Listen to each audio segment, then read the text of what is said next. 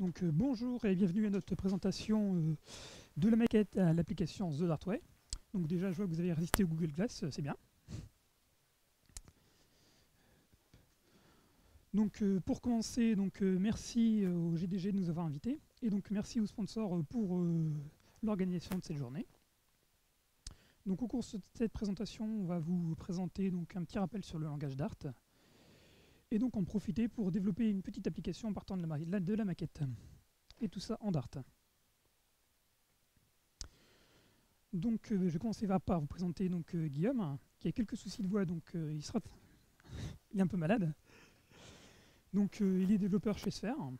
Il a un parcours un peu atypique parce qu'il a commencé par faire du .NET. Ensuite, il a fait du Java avec du GWT, mais maintenant il fait du Scala. Bon, mais ce qu'il préfère quand même, c'est le Dart. Et moi, je suis resté sur le Java et je fais aussi du Dart.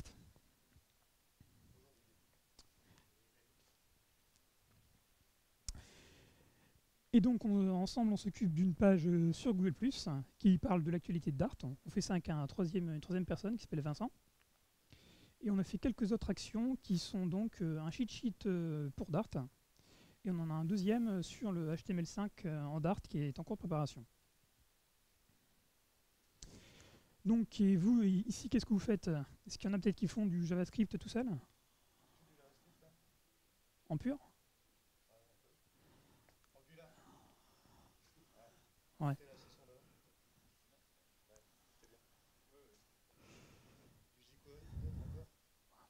Ah. JWT? Quelques-uns aussi. Hein. Peut-être dans les langages, plutôt que c'est savoir du Java? Comme une bonne majorité. Du .NET, non? On en a? Ah bah tiens, j'avais dit, il n'y a personne.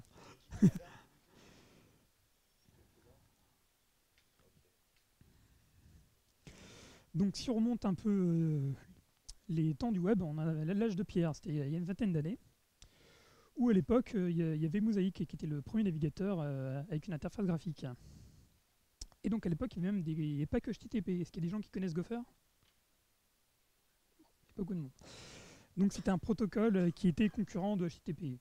Mais donc au final, c'est HTTP qui a gagné. Et aujourd'hui, on en arrive à des applications, des vraies applications modernes dans le navigateur. Donc on arrive par exemple Trello, qui est en fait un système de post-it directement dans le navigateur, ou encore Cloud9, qui est un IDE en ligne et qui permet de se connecter à des repos Git. Alors déjà, pourquoi est-ce que les développeurs de Dart ont décidé de le développer? Parce qu'en fin de compte, il y a JavaScript. C'est surtout pour des raisons de performance. Ils se sont rendus compte que V8 n'était pas assez performant pour eux. Ils ont donc décidé de développer Dart. Et il n'y a pas que au point de vue de la rapidité d'exécution, il y a aussi la notion de rapidité de démarrage. Un des moyens qu'ils ont fait pour y parvenir, c'est l'utilisation de snapshot. Donc une snapshot va être la sérialisation du code Dart en binaire et qui va être directement lu par la VM. Donc qui est derrière Dart? Donc il y a tout un ensemble de personnes. Peut-être qu'il y en a parmi vous qui connaissent J.L. Bracha, qui a co-rédigé les specs sur le Java. On retrouve aussi d'autres personnes comme Lars Bach, Casper Lund, qui ont participé à V8, et même d'autres VM, et tout un tas d'autres personnes. Mais derrière tout ça, c'est Google. Alors ça fait maintenant un peu plus de 2 ans que Dart a été annoncé, c'était en octobre 2011. Actuellement, la 8e milestone est en cours, et on attend avec impatience la 1.0, qui est peut-être vers la fin 2013. Mais là, depuis quelques jours, on a vu des annonces sur la mailing list de Dart où ils commencent à demander de préparer les packages sur la version 1.0 pour être sûr que ce soit bien compliant. Alors, au niveau du langage, donc ce qui se différencie pas aussi par rapport à d'autres langages, c'est que c'est optionnellement typé et c'est aussi un langage qui est orienté objet à base de classes. Donc, au cours de notre présentation, on va seulement voir le côté client, mais il faut savoir aussi on pourrait tout à fait développer aussi le côté serveur, comme on le fera avec du Node.js. Et tout ça donc au niveau du développement, ça permet donc de développer des applications structurées et modulaires, et tout en étant productif. Au niveau des outils, on a forcément une virtual machine qui vient avec. On a aussi donc Dartium, qui est un Chromium avec une VM Dart embarquée. Et on a aussi tout un ensemble d'outils comme Pub pour gérer les dépendances, Dart2JS pour compiler en JavaScript et Dart et tout un ensemble d'outils d'IDE, Dart Editor qui est l'éditeur par défaut. Et sinon, vous pouvez rester dans votre plugin avec dans votre IDE favori avec un plugin. Donc au final, Dart, c'est un rafraîchissement pour le web. Donc est-ce qu'il y a des gens qui étaient venus à notre présentation l'année dernière ou qui ont déjà vu un peu de code Dart? Ah, quelqu'un? Donc voilà comment on fait un Hello World en Dart. Donc ça c'est simple en fait. Donc la fonction main, comme vous en doutez peut-être, c'est la méthode qui est lancée par défaut au démarrage. Et donc print, c'est pour afficher à l'écran. Donc comme on fait un live coding, on a tout d'abord à partir de la maquette. Alors quelle est-elle cette maquette?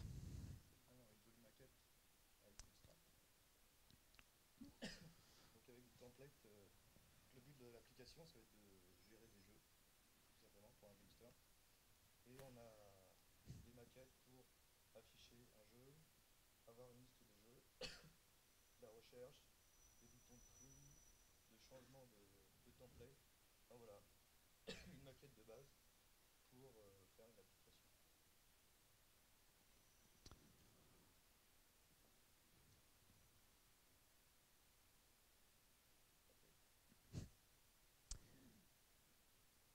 Alors comme on a l'habitude de travailler en agile, on a découpé ça en story. Donc au final on en a 8. Donc on va commencer par afficher les données d'un seul jeu, pour voir déjà si on arrive à afficher les données. Ensuite donc la liste, pour parcourir donc la liste d'une qui sera définie en mémoire. Jouer un peu avec les filtres, les tris, faire un template alternatif. Donc c'est changer l'aspect. Éditer les données d'un jeu. Faire du routage pour que ce soit une application single app. Et ensuite donc faire un peu de CRUD et enfin donc brancher sur un serveur qui sera déjà existant. Donc on va essayer de dépiler tout ça dans le temps qui nous reste. C'est parti. Donc on va commencer par un petit premier live coding vite fait. Donc je vais faire à ma manière, en pure Dart, pour commencer. Donc, je vais créer un nouveau projet.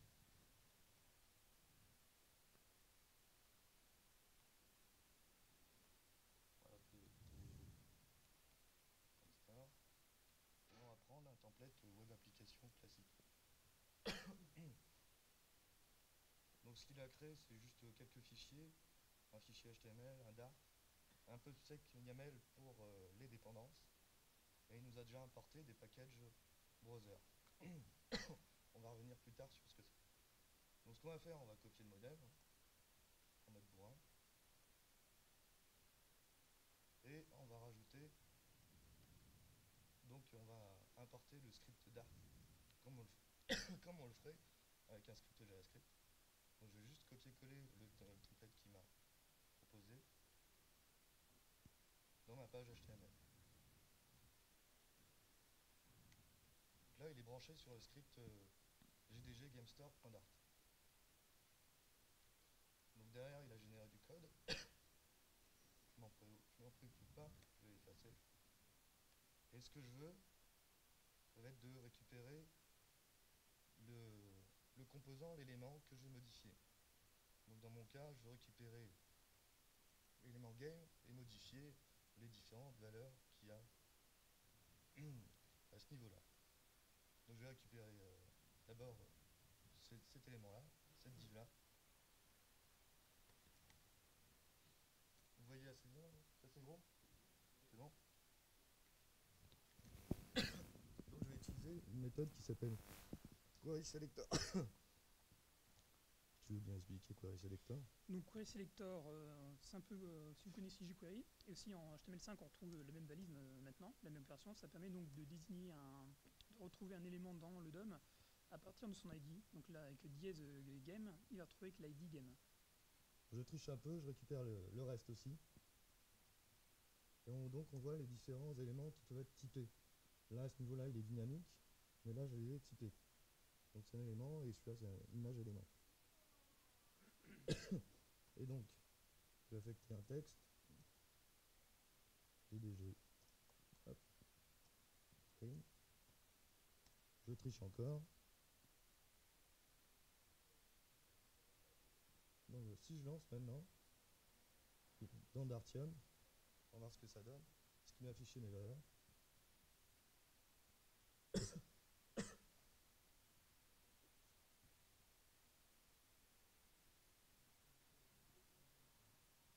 Ça va arriver. Donc voilà, il m'a affiché, il m'a affecté mes valeurs. Maintenant, j'ai envie de rajouter un événement de clic sur les étoiles pour incrémenter le rating. Donc comment je vais faire? Je vais faire rating.onClick. On voit l'autocomplétion, c'est assez sympa. Et je vais cliquer dessus. Et je vais faire appeler une méthode increase. Hop.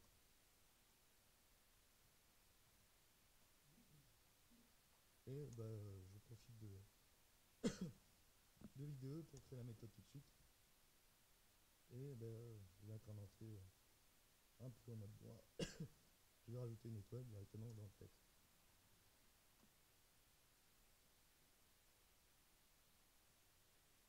Hop, c'est magique. Donc, merci. Merci Didier. Donc ce qui est assez sympa, c'est de pouvoir débugger. On va rajouter un breakpoint, s'il arrive. Il ne veut pas. C'est bon. Donc je vais fermer. Je vais relancer en debug.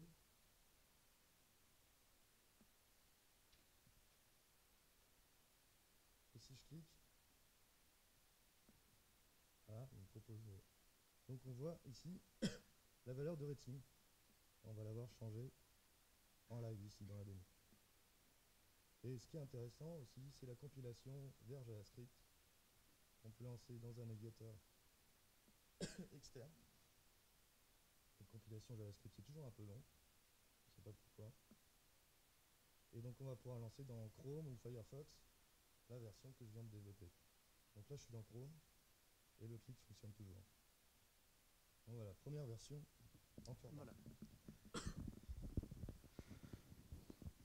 Alors qu'est-ce que vous pensez de cette manière de procéder? Bon. J'ai tendance à dire, bah ouais, mais ça c'était avant. C'est un peu le school, bah, c'est comme ça qu'on aurait fait l'année dernière. Alors maintenant, on peut faire beaucoup mieux quand même. Et une de ces manières, c'est en suivant les standards HTML5. Et donc c'est avec les web components par exemple. Donc les web components. Qui connaît les web components? Un peu. Il y a une presse de Julien V. Il rentrera plus dans les détails. Nous on va survoler. Donc les web components, c'est une spécification HTML5 qui est en cours de rédaction pour permettre donc de créer des éléments HTML5 qui sont réutilisables et instanciables à l'infini. Donc je vous propose un petit jeu, essayez de trouver les propriétés. Pour ceux qui connaissent web components, Donc ça, le shadow. Les standards qu'il y a dans le web component, différents noms. Bon, premier exemple là. le shadow DOM. Donc si vous êtes des adeptes des bonnes pratiques objets, vous devez connaître l'encapsulation. Ça permet donc de masquer le fonctionnement interne pour éviter des mauvais usages. Avec le shadow DOM, c'est le même principe. Sauf que c'est au niveau du code HTML, CSS et du code Dart qu'on va exposer. Et ça, une petite notion d'application. Les HTML templates. Donc un HTML template, c'est le moule d'origine dans lequel on va pouvoir dupliquer les objets. L'idée là aussi, standard web component. Custom element. C'est ce qui permet donc de customiser les web components et les inclure dans la page avec des balises personnalisées. Comme ça, c'est plus simple et plus lisible. On en vient les HTML import, qui permettent donc c'est des nouveaux imports qui permettent donc d'importer des web components qui sont stockés dans la HTML, et donc on les importe un peu comme on ferait avec du JavaScript, avec du CSS ou du JavaScript même, ça marche aussi. Ah, j'ai cru entendre, ouais. Ouais, c'est les mutable observateurs. Donc un mutable observateur, c'est un observateur qui va observer le DOM pour répercuter les changements dans le code. Donc c'est plus performant que le dirty checking. Et il y a la contrepartie qui est les object.observe, qui eux font l'inverse, qui vont observer le code Dart pour répercuter ça dans le DOM. Donc si on regarde un peu une solution qui existe pour faire des web components, c'est Polymer. Donc c'est la solution de Google. Donc on retrouve tout un ensemble de polyfills pour combler le manque des navigateurs. Au-dessus de tout ça, donc on a une couche polymer.js qui permet d'utiliser les web components.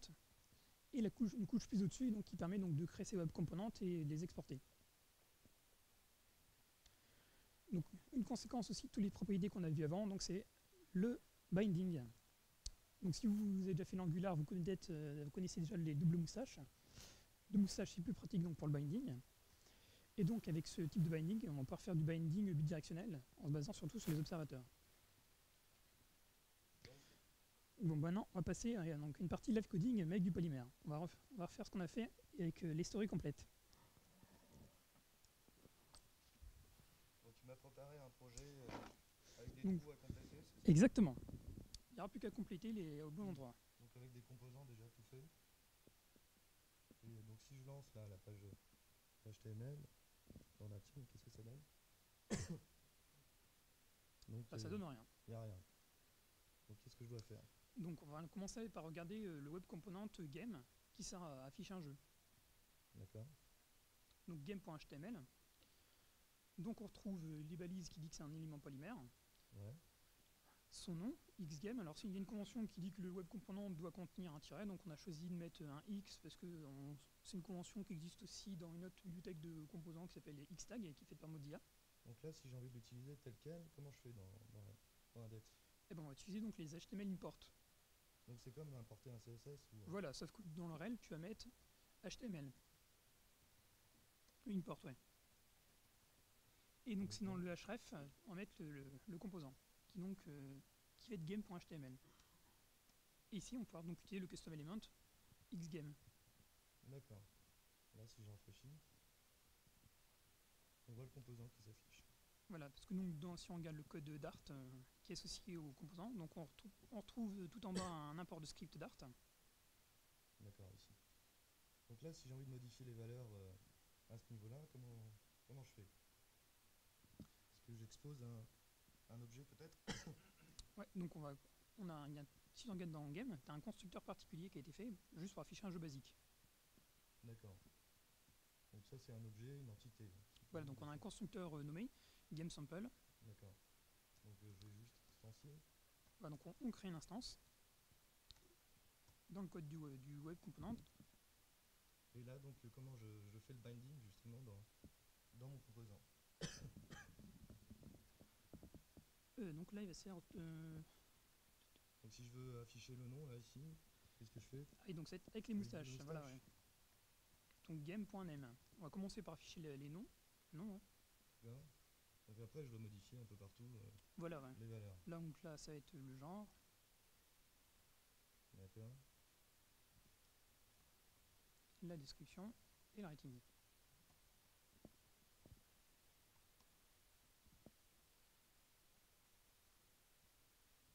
Donc là, on a les données du sample, c'est ça? Donc voilà, là, c'est les données du sample. Sauf que dans la maquette, là, ça c'était en majuscule, et là, il y avait des étoiles. Tout à fait. Je peux faire? Bah donc dans le composant ici, dans le code HTML, on va utiliser un filtre. Un filtre, comment ça s'utilise? Donc c'est ça avec un pipe. Avec une méthode là, on va appeler par exemple uppercase. Uppercase. Et donc on va implémenter la méthode uppercase. Mettre stars aussi. On met une méthode star. Donc le but de la méthode uppercase, ça va être de transformer donc une chaîne de caractères en entrée en chaîne de caractères qui sera en uppercase. Donc hop, on renvoie juste le uppercase. Je triche pour les étoiles. Donc une étoile en fait, ça nous génère une liste d'étoiles. Ok, et voilà. Ça c'est sympa, c'est magique. Et si je veux retrouver le comportement du clic sur le rating, comment je peux faire? Bon, on va définir donc sur le rating, sur l'élément là, ici, donc voilà, on va mettre une méthode onClick. D'accord. Dans lequel on va appeler la méthode. Donc en Dart, comme un objet, une méthode c'est un objet, on retrouve la notion ici. Et donc comment je l'implémente cette méthode? Donc à prendre quelques arguments, donc ça va être à prendre 3 arguments qui vont être l'event, le détail, qui permet donc de passer un objet particulier à la méthode, et l'élément target depuis là où a été déclenché le click. Donc là, si je modifie directement la valeur, ça va marcher? Et ben on va voir ça. Non, ça n'a pas Et l'air voilà, d'être le cas. donc il manque quelque chose. Donc on va regarder dans game.dart. Donc il faut rendre l'événement observable. Donc on va utiliser un arrobase observable. On va modifier.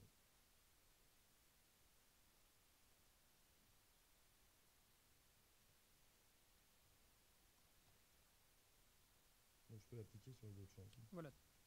On va prendre un peu d'avance. Donc ça, c'est la magie du binding et des mutable observers, c'est ça? C'est ça. Donc je crois qu'on a fait la première story, là, du coup. On a Ouais, affiché je les pense données qu'on a d'un rempli. jeu. Vous êtes d'accord? C'est validé par le PO. Donc on va afficher la liste des jeux maintenant. Voilà. Donc je vais remodifier le fichier index.html pour pouvoir importer composant game, c'est ça? Voilà, il y a un composant games, donc en fait, Donc là, qu'est-ce qu'il m'affiche? donc là pour il l'instant, il affiche. n'y a rien. On a juste donc déjà pris en fait le leader qui permet de filtrer, qui servira plus tard. Et maintenant donc on va vouloir afficher la liste des jeux. Donc on a une liste qui est déjà prête. Donc elle on est prête dans le game, le script qui est derrière. voilà, Elle est chargée au démarrage grâce au load game, c'est ça? voilà. Et donc ça se charge avec un futur. Donc ça, c'est un service que tu as déjà développé C'est ça. et qui charge en asynchrone des jeux. Voilà. D'accord. Donc maintenant il va falloir itérer. Donc on va faire ça dans games.dart. Voilà, tu l'as déjà. Non. Donc on va utiliser une balise particulière qui est la balise template. D'accord. Donc on va faire un template repeat. Avec les moustaches, donc on va faire un game.in, donc la liste qui s'appelle exposé qui s'appelle games. Et à chacun des Donc là, je peux à afficher l'intérieur, voilà. le nom du jeu à chaque fois. Voilà, on va commencer déjà par afficher le nom, juste pour voir si on arrive à boucler.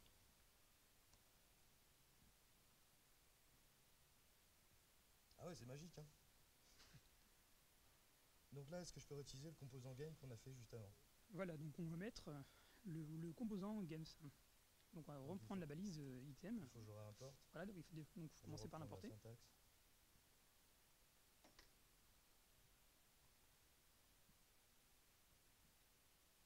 Hop, je crois que je me suis trompé de composant. Hop. Donc là, je réutilise xgame. Voilà. Est-ce que je peux lui passer à l'attribut game directement? Donc on va voir ça, comment faire ça, donc ce serait pas mal de le faire. Est-ce que Donc je peux faire ça? Donc pour l'instant ça n'a pas marché. Alors Ah, pourquoi? Parce que donc l'attribut game pour l'instant il ne connaît pas encore. Donc il faut dire au composant que le game va être publishable. C'est-à-dire qu'il sera un attribut du web component. Public. Published.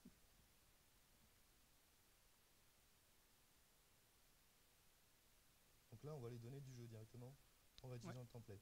Il y a juste les images qui sont pas bonnes. On a oublié un binding du coup. Au niveau de l'image. On va reprendre ça.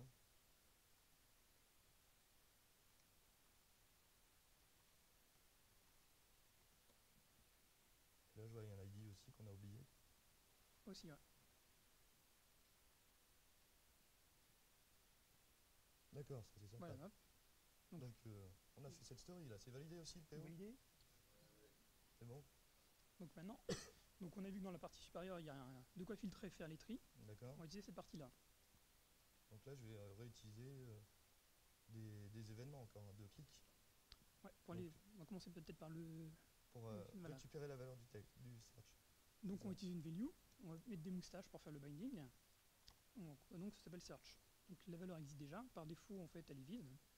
Donc comment je filtre ma liste du coup? Donc on va encore utiliser un filtre dans le template. D'accord. Donc on search, voilà, une search method. Et je lui passe... Et on lui passe donc le paramètre de search pour que ce soit un filtre dynamique. D'accord. Comme ça, dès que search se met à jour, en fait, donc le template se mettra à jour pour faire sa boucle. Et donc là, qu'est-ce que je dois renvoyer? C'est une fonction que je dois renvoyer. Ouais, Donc on va faire une fonction donc, qui va envoyer une liste qui va être filtrée. D'accord. Donc on va utiliser un list. On a une méthode de Dart qui permet de faire donc un where, qui permet de filtrer une liste, et on a une méthode dans Games qui permet de vérifier si, si ça match avec un pattern. Donc, Et lambda expression, ça gêne personne. Non, ça va.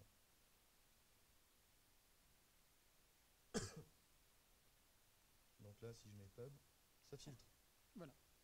Je vais récupérer ici. Pareil, board. C'est magique ça quand même, c'est sympa. Donc là, on va faire aussi le tri aussi. Voilà. Donc bah, maintenant, Donc pareil. comme tu dis, ouais, ça va être, on va faire un on-click. Ok. Donc on va appeler une méthode sort dessus. Sort. Mais comment je précise que c'est par le nom là ici? On va utiliser une autre chose de HTML5 qui s'appelle les datasets. Donc on va mettre un data, on va l'appeler field, et on va transmettre une valeur. Donc ici, donc, le data field, qui va dire qu'on va filtrer par name. Et l'autre, data field, on va filtrer par rating. Et comment je récupère cette valeur ensuite dans Donc, mon événement? on va utiliser donc le dataset de l'élément, donc qui sera le target. Donc c'est l'élément sur lequel j'ai cliqué. Voilà, donc c'est une méthode target set. C'est le dataset, c'est une map. C'est une map et de l'élément donc qui s'appelle field. D'accord. Et donc, ensuite, donc je dois filtrer, filtrer ma liste pour qu'elle soit triée de la même façon. Ouais. Donc.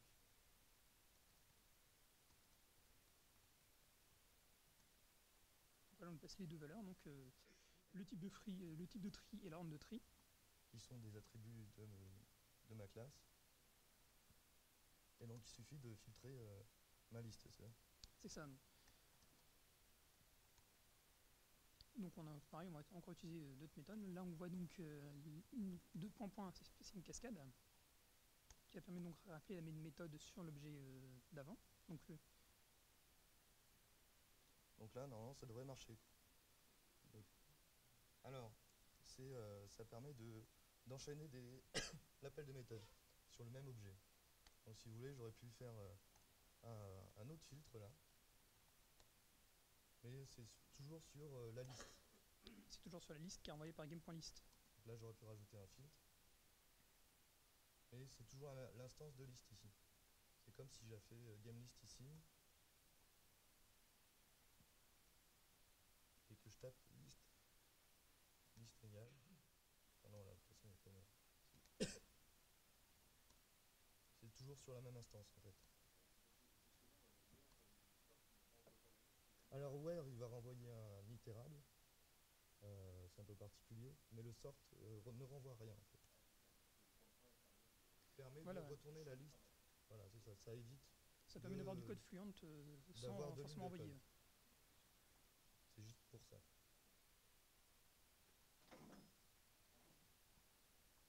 Donc on trie par nom, ça a l'air de marcher. On ascendant, descendant, et par le rating, pareil. Donc la story est terminée. Vous êtes d'accord? C'est bon? Les PO sont contents tout le temps. Ils sont sympas. Donc maintenant on va afficher un template alternatif qui va être en fait pour jouer un peu avec le style d'affichage. Enfin, donc on va mettre appliquer un autre affichage. Dans le modèle, dans le modèle il y avait un template alternatif plus compact pour la liste. Donc on va réimplémenter ça vite fait. Donc soit on utilise un type d'affichage, soit on utilise l'autre, donc fin de compte c'est un if. Hop, il était là, template. Et on va reprendre le code du repeat. On triche un peu encore. Donc là, ils vont s'afficher l'un sous l'autre. Donc moi, ce que je veux, c'est pouvoir cliquer là et switcher d'un template à l'autre. Comment je fais? Donc dans le core web component, on a une variable tout prête qui s'appelle isCompact. D'accord. Donc on va vérifier cette valeur-là. On va la modifier d'abord. On va la modifier, donc on va changer sa valeur au clic.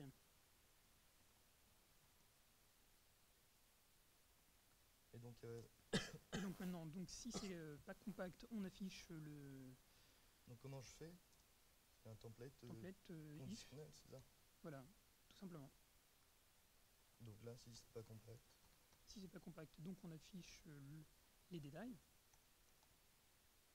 d'accord. Et à l'inverse, Bon, après, ce qui est un peu dommage, donc, c'est qu'il n'existe pas de else, mais donc on fait un if à la place. et en modifiant, voilà. Alors, je ne sais pas trop dans les détails. Donc il est plus en dessous, mais Et ça voilà, switch. Sympa ça aussi. validé, c'est bon. Validé, c'est bon. Il peut. Alors on peut revérifier, tout simplement. Donc là, du coup, on a les. Là, c'est les Shadow DOM, c'est ça? Voilà, ouais. Directement, c'est ce qu'on voit. Donc là, il y a les templates. Et hop, ok. Voilà. Il galère un peu. Bah bon, normalement, c'est réattaché au DOM. C'est le template est cloné et rattaché au DOM. Et bah, ça switch entre l'un ou l'autre. C'est ce qui est fait. Bah, c'est difficile à montrer. C'est une bonne question, on l'a pas préparé.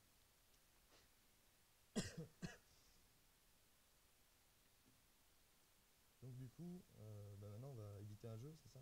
C'est ça. Donc bah, on va importer GameEdit, c'est ça? Voilà, ouais, qui permet de faire tout le formulaire de l'édition. Donc on le déclare maintenant. D'accord. Je vais le relancer.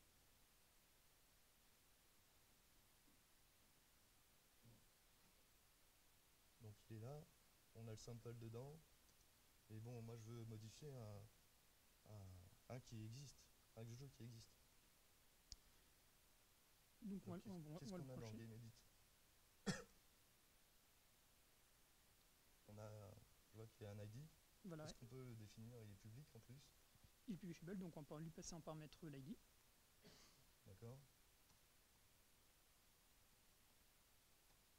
Donc on va tester déjà avec l'ID 1, hein, pour voir déjà ce que le premier jeu se cale bien dedans. Et Voilà, oui, ça donc charge voilà, pas. on a bien récupéré les données. Non, non, ça charge Ouais. pas. Bah, pourquoi ça charge pas?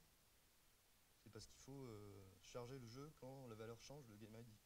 Voilà, donc on va utiliser donc un onPropertyChange dans le constructeur. Ouais, on n'en a pas parlé tout à l'heure, donc on a un constructeur nommé donc created qui sera appelé directement donc par Polymer quand l'élément est créé. Donc si la valeur de GameID change là, elle va m'appeler loadGame, c'est ça? C'est ça. On va voir ça. Ok, il m'a chargé Dart. Donc là, si je modifie la valeur. On le voit qui se modifie Ah ouais, donc ça en temps c'est réel. sympa. Voilà, Alors c'est les comment jeux c'est du possible binding. ça? Donc là c'est du two-way binding. Comment ça se fait qu'il modifie aussi mon objet dans la liste? Parce qu'en fin de compte, dans ce qu'on a fait là, en fait, on a une seule instance de l'objet game qui est partagée donc en mémoire partout. D'accord. Et là, si je modifie. Ah, par contre, les red team, il marche pas. Pourquoi il marche pas là? Il marche d'un côté, mais pas de l'autre. Comment ça se fait? On l'a pas implémenté, non? Attends, je regarde dans les logs. Ah, il va là. Donc en fait, le problème c'est qu'il est pas content parce qu'il dit que c'est pas le bon type. Donc il faut transformer donc dans le formulaire en fait donc cette forme de chaîne de caractères. Et dans notre modèle, on l'a sous forme d'int. Donc on va utiliser un filtre encore. Et ouais, encore un filtre. Donc on va transformer une string en int. Donc pour l'instant, dans le polymère, il n'y a pas forcément beaucoup de filtres globaux. Mais on espère qu'à terme, on aura plus de filtres définis par défaut. Donc là, si j'ai un entier. Donc on tient un generic transformer qui est un filtre, un objet filtre de polymère. Et on lui définit donc, vu que c'est un filtre à deux sens, on lui permet dit dans un sens comment faire la transformation d'un int vers un string et d'un string vers un int. Donc il fait la transformation dans les deux sens. Comparé aux autres filtres. Donc là, ça marche. C'est cool. Donc l'édition du jeu, il est fait là, c'est bon. Validé. Validé. Voilà. Et maintenant, qu'est-ce qu'on va faire? Maintenant, on verra bien que ce soit une application single page. Donc on va utiliser du routing et en fonction donc, de l'URL, on va soit afficher la liste des jeux, soit dire qu'on édite. D'accord. Donc il y a un composant, tu as fait un composant route, Voilà, c'est ça? un composant route.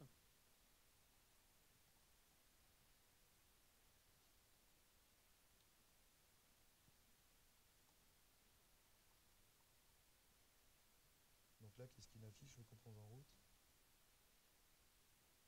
Donc là, il affiche. La liste et l'édition du. Ouais, il affiche tout. Donc on va utiliser on va vérifier, regarder quelle est l'URL et en fonction de l'URL, soit on va afficher le edit, soit on va afficher la liste. Donc ici, il y a les templates conditionnels. Voilà. Derrière, donc la classe qui fait un peu de bruit derrière. Je sais pas trop ce que ça fait, mais ça le fait. En tout cas, Donc, on a on a un objet route avec l'URL et les paramètres qu'on a définis dans les patterns. ouais, donc on a des patterns qui sont déjà définis, qui sont déjà tout prêts. Donc si la route en fait est la route d'édition, une vraie route de jeu. D'accord. Donc ça, c'est les patterns d'URL qu'on utilise.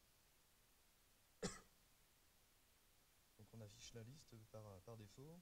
Et si je clique là, ça va à l'édition du jeu. Et on trouve donc l'ID même 1.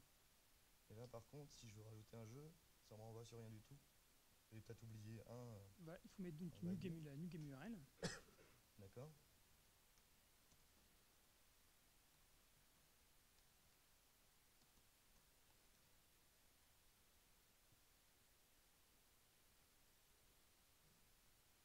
Donc là, ça affiche un nouveau jeu, l'édition d'un nouveau jeu. Voilà. Et je crois que là, par contre, ça n'a pas marché parce que là, j'ai cliqué sur Chase et il n'y a rien qui se passe. Et donc, parce qu'il faut donc lui transmettre, faut donc qu'il aille vérifier donc, quel est l'ID du donc je vais récupérer ça dans l'URL, c'est voilà. ça? Donc on va aller regarder dans l'URL quel est donc dans élément le pattern, position 1, je crois. dans le pattern, voilà, il est là, ID. Et on va le transformer encore. Et donc on le transforme en int. En int. Bon, bah, c'est sympa. Chaise GDG. Bon, ouais. Donc bon, pour le routing, c'est bon. Est-ce qu'il est notre backlog? On a fait liste, édition, nouveau jeu. Maintenant, on va faire la sauvegarde et la suppression d'un jeu. Voilà. Donc là, c'est plus des événements de clics qu'il faut gérer. Ouais, donc on va faire en sorte que quand on appuie sur save, ça enregistre. Ça enregistre. Et dans la liste de jeux, si on appuie sur supprimer, on va le supprimer de la liste. Donc dans game, on va récupérer le game. Donc j'ai... non, c'est dans game editing, pardon. Ouais, dans game edit, le save. J'ai le bouton save, donc je rajoute un événement de save. Voilà. Sur le clic, et donc là, il y a méthode save. D'accord. Bien. Ah ben, la game edit, elle est prête déjà. C'est magnifique. Très bien. Donc qu'est-ce qu'elle va faire? Elle va appeler le service de Game Store, va enregistrer, et une fois que c'est enregistré, elle va rediriger vers Games. On va tester.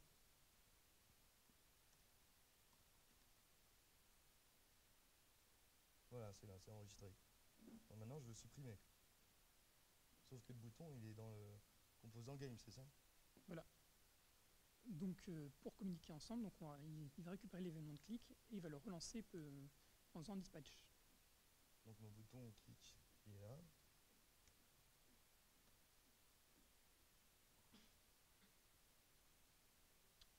Donc on remplit la méthode delete. Donc la méthode delete. Pour l'instant, elle n'est pas encore implémentée. Et donc comment je lance un événement personnel, custom? Donc c'est là où justement on va intervenir avec le détail. Donc on va commencer par faire un dispatch et passer en paramètre donc le jeu.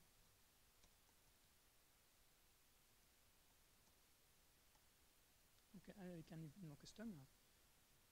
Donc on va l'appeler myDelete, histoire de changer. Donc voilà, donc l'événement en fait ça va être un événement custom donc, qui s'appellera myDelete et son nom. D'accord. Voilà, Et donc si je veux passer, le détail qu'on va donner, ça va être ça va être le jeu. le jeu qui correspond à la position. Voilà. Donc le jeu courant. Et donc comment je récupère l'événement dans ma liste de jeux du coup? Donc ça va être le web component qui l'encapsule, qui va intercepter l'événement. Donc ça va être le games. Donc ici, qu'est-ce que je mets? On va utiliser l'événement personnalisé, donc on myDelete. Et donc on va pouvoir appeler la méthode, une méthode delete. Qui est déjà implémenté, je crois. Voilà. Qui appelle aussi le service. Et donc dans delete, on récupère le games qui est le détail. Donc il supprime et qui recharge la liste de jeux. Voilà, ça supprime. Story est faite là, Théo. Vous êtes d'accord? Donc, du coup, qu'est-ce qui reste? Il reste donc à brancher sur un serveur existant. Donc si on n'a pas regardé le service, à quoi ça ressemblait, mais c'est l'occasion de le modifier. Donc tout ça c'était un service en mémoire. Ce qu'on veut maintenant c'est, on va l'oublier, et faire du reste à la place. Donc comment je fais ça? Qu'est-ce que j'utilise? Donc on va utiliser un appel HTTP de la bibliothèque, un objet HTTP IP request sur lequel on va faire un get donc sur l'URL. D'accord. Donc on a défini une API donc déjà qu'on a déjà. Voilà. Hop. Hop là. Et donc une fois que j'ai le retour, qu'est-ce que je fais? Je récupère du JSON, donc je vais peut-être le décoder. Ouais, donc on va utiliser un JSON.decode. Et après je veux le transformer, il me retourne une map du coup. Voilà. On veut le transformer donc en un objet games. Donc dans games, tu as un constructeur nommé qui va te permettre donc de prendre sous sa forme de map. Donc les autres méthodes, on va pas les faire. On triche encore. D'accord, mais par contre il me faut un serveur derrière. Ah bah ça tombe bien, il y en a déjà un. Donc il est prêt dans le répertoire bin. Hop, on voit que c'est un serveur Dart. Hein.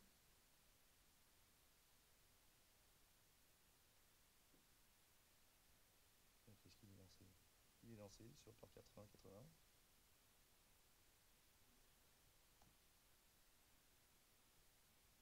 Donc on a la même liste de jeux, mais si je supprime et que je rafraîchis la page, c'est persisté. Et là si j'enregistre, c'est pareil, que je rafraîchis, c'est persisté aussi. Voilà. La story est faite donc. C'est bon? D'accord. Ah le sprint. Bon bah je crois qu'on a même complété toute notre application là, c'est merveilleux.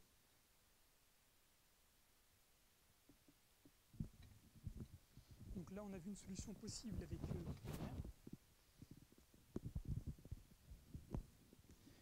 mais sinon on aurait pu utiliser au fait une autre solution qui est en cours de développement qui s'appelle Angular.dart. Donc c'est en cours de développement chez Google, donc c'est sous la responsabilité des équipes de dev d'Angular. Donc dedans on retrouve ce qui existe déjà dans Angular dans la version JavaScript, hein, c'est-à-dire l'injection de dépendances, le MVC. Par contre l'avantage donc à la version JavaScript, c'est qu'on va pouvoir profiter des avantages de Dart, tels donc que les classes et l'utilisation d'annotations. Et donc Google l'a annoncé il y a quelques jours, donc ils ont donc mis Angular.dart en bêta, ils l'ont déjà utilisé pour une application interne. Donc on a une petite démo Angular.dart. Donc en fait c'est une démo qu'on a repris.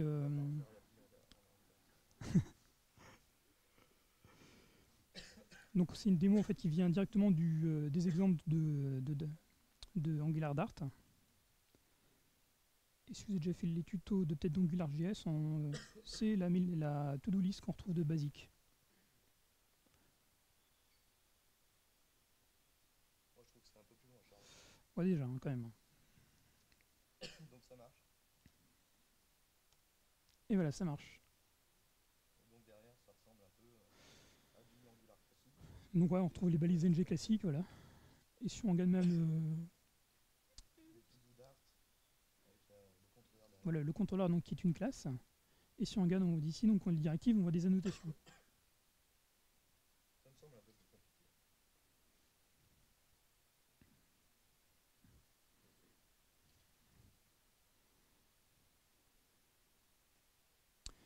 Donc, est-ce qu'on a une confrontation entre Angular et Polymer?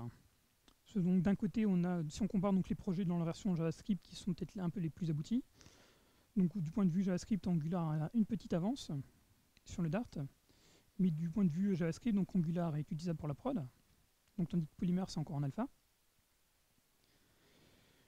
Du côté donc Angular, lui, va utiliser plutôt les directives, alors que Polymer, en fait, utilise le standard des web components.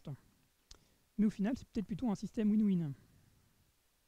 Donc, ce qui est prévu dans la version 2 d'Angular, c'est l'utilisation, permettre l'utilisation des web components de façon transparente. Donc aussi la possibilité d'exporter ses propres widgets Angular sous forme de web components aussi. Donc au final, donc, les projets vont collaborer un peu entre eux. Donc, et vous, de votre côté, qu'est-ce que vous préférez? Donc, utiliser peut-être des web components pour plus tard ou d'Angular? Les standards du web ou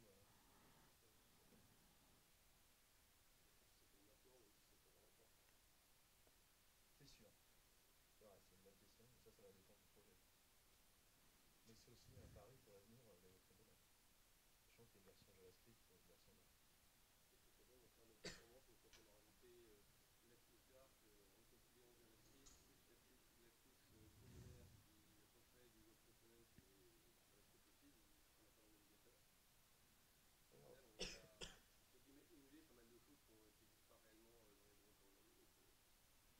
De toute façon, pour la partie polymère.js, il y aura la même problématique qu'en Dart. Ils vont rajouter des polyfills pour compléter le manque des navigateurs. Donc en Dart, ce sera pareil, ce sera compiler ou même réutiliser ce qui existe en JS. Mais par contre, niveau performance, je pense qu'ils vont atteindre la même chose qu'Angular à ce niveau-là. Et en plus de ça, ils vont utiliser les standards du web qui vont être implémentés directement dans la navigateur. Donc ça va être quand même un certain avantage quand ça va arriver au fur et à mesure.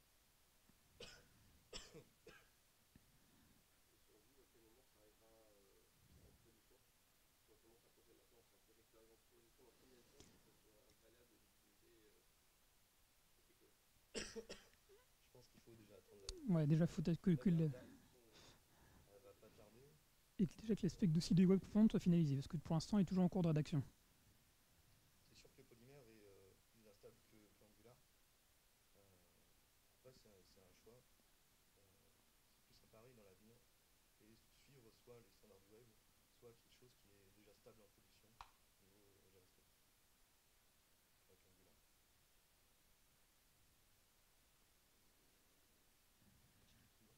Voilà. Donc au final, Dart, c'est la claque.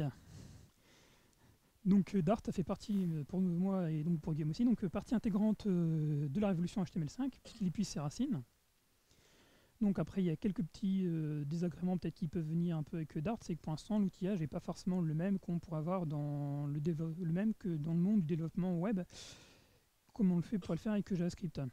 Mais bon, donc pour l'instant, vu que Dart est naissant, donc il faut être patient parce que les équipes de Dart et la communauté travaillent dessus pour permettre un outillage un peu plus haut niveau.